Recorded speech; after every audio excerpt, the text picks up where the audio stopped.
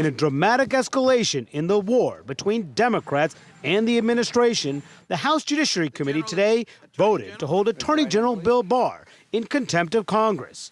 We did not relish doing this, but we have no choice. For defying a subpoena to turn over the full Mueller report and the underlying evidence. There can be no higher stakes than this attempt to arrogate all power to the executive branch away from Congress and, more important, away from the American people.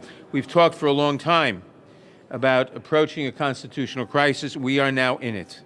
We are now in a constitutional crisis. It's a move that came just hours after the president took the dramatic step of blocking the release of the records by citing executive privilege, something bound to spark a drawn-out court fight. This isn't about executive privilege. It's about burying the evidence, Mr. Chairman. If it was about executive privilege, the Attorney General would not have offered you to be able to view the documents and then tell you that you can't tell anyone what you saw. I thank you for not taking the latest Trump hush offer. Some Democrats said the move to defy Congress on all fronts means the House should start to take up impeachment. Do I think we're inching closer to it every day that the president has a blanket privilege or just saying that he's going to obstruct the congressional investigation? Yeah, for me, we're inching towards it. Do you think the committee should start talking about another thing, impeachment? I think we have to talk about it. In a letter to Congress, the Justice Department argued it could not comply with Democrats' request without violating the law, and said the president has asserted executive privilege over the entirety of the subpoenaed materials, adding that committee chairman Jerry Nadler made this assertion necessary by moving ahead with the contempt vote. House Republicans defended the White House and attacked Nadler. We're manufacturing a crisis, saying Nadler acted in bad faith after refusing to review a less redacted report offered by the Justice Department, which has already publicly released the vast majority of Mueller's report. I think it's all about trying to destroy Bill Barr because Democrats are nervous he's going to get to the bottom of everything. He's going to find out how and why this investigation started in the first place. The fight with the White House also raising questions about whether Mueller will be prevented from testifying before the House this month. Nadler not as optimistic as he once was. We are still planning to have Mr. McGahn appear before us, to have Mr. Mueller appear before us. The president has made that more difficult by ordering Mueller not to appear. Now, as Nadler said that we are in a constitutional crisis, I asked him, well, if we are in a constitutional crisis, why not pursue impeachment? Why are you resisting impeachment? And Wolf, he said the short answer is that may not be the best answer in this constitutional crisis. He says there are a lot of considerations for that.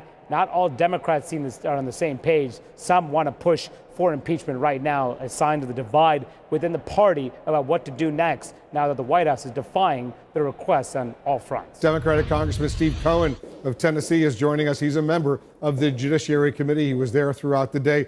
Congressman, you just voted to hold the Attorney General in contempt. Did you accomplish really anything practical today, or was this simply a political stunt, as your critics allege? It was a proper activity for the Judiciary Committee to take. Barr has been contemptuous of us last week and not showing up and trying to dictate the rules of how we'd be questioned. And he was contemptuous today by not giving us the documents that we had requested. So it's appropriate that we do it. The contempt that we brought will probably end up in the courts, and it'll take some time before anything happens, and it could even be through the election.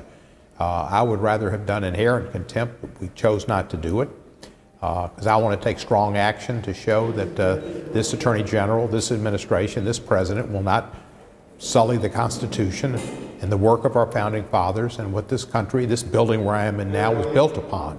And that's what they're doing. Your chairman, Jerry Nadler, says he may pursue a civil lawsuit, but realistically, is that going to have any effect on the Attorney General? None whatsoever. He is Roy Cohn for Donald Trump, who is standing in the shoes of Joe McCarthy. The Justice Department says that you've terminated negotiations for the unredacted Mueller report by holding this contempt vote today. Have you undermined, Congressman, your own effort to get that information? Well, we'll have to see what happens, and that's possible. That's what they'll do. They want to stonewall everything. Trump has said that they're not going to respond to any subpoenas Congress issues from any of the committees, and I suspect that they wouldn't have complied with this one. What they offered us was just nothing.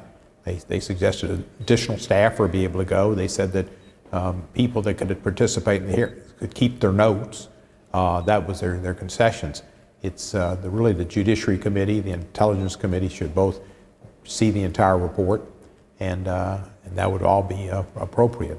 We have legislation and powers that we have that is necessary to have all that information at our disposal. But as you know, President Trump today asserted executive privilege over the entire Mueller report in response to your vote. Is that a legitimate use of executive power?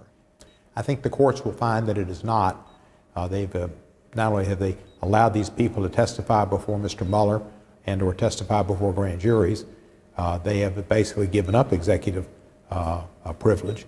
But to exert executive privilege over an entire investigation, over an entire special counsel's report, is unheard of.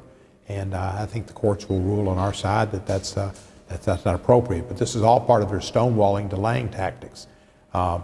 Trump is just trying to stay alive. He's like the Bee Gees. He's staying alive. The chairman of your committee, Jerry Nadler, says discussions to have the special counsel Robert Mueller testify are ongoing. Are your efforts better spent on securing that testimony rather than escalating this fight with the Attorney General, which may simply wind up in court and drag on and on and on and go nowhere? Well, I'm not sure what would be best. I know where we are, and I think we're doing what we should do because he's been contemptuous of the Congress. And he lied to the Congress when Charlie Crist asked him about Mueller and the Mueller team and their opinion of his 3.5-page summary. He lied last week, I believe, also when he was in the Senate. So when you lie to Congress, when you're contemptuous of Congress, Congress needs to take actions. We don't need to. We've played too nice with this man, and we played too nice with the Russians. And the Russians influenced the election, and Trump's in, and they're taking all the activities they can, and they're grifting their way through to try to finish this term and see if they can't con the American public and their supporters into another term. That would be the worst thing that could happen to this country. It'd just be catastrophe, and it would be the end of America as we've known it. One final question before I let you go, Congressman. You've been getting some criticism, some flack for bringing the fried chicken to that hearing where the Attorney General didn't show up, suggesting your opinion that he's a chicken. We're showing our viewers some video of that. Any regrets for having done that? Only regret I have is that I bit into the chicken, because there's a lot of photographs and it's hard to bite into chicken and look real good afterwards. I regret that, but I don't regret doing it. I think we created a hashtag for him, and we brought to a lot of people's attention the fact that he did chicken out, that he was cowardly, didn't appear before our committee, and brought it to an audience that otherwise wouldn't have known it. People that don't watch the Situation Room, but they might watch the late night TV shows. And I think effectively it got that message out, and a visual sometimes is better than the talking or writing. And so I think we succeeded in that.